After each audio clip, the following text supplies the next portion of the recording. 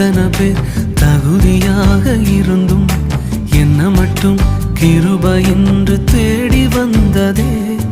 என்னை விட எத்தனை பேர் தகுதியாக இருந்தும் என்ன மட்டும் கிருபை என்று உயர்த்தி வைத்ததே. உங்க கிருபை என்னை வாழ வைத்ததே.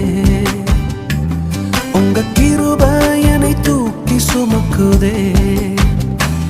உங்க கிருபை என்னை வாழ வைத்ததே. உங்க கிருபை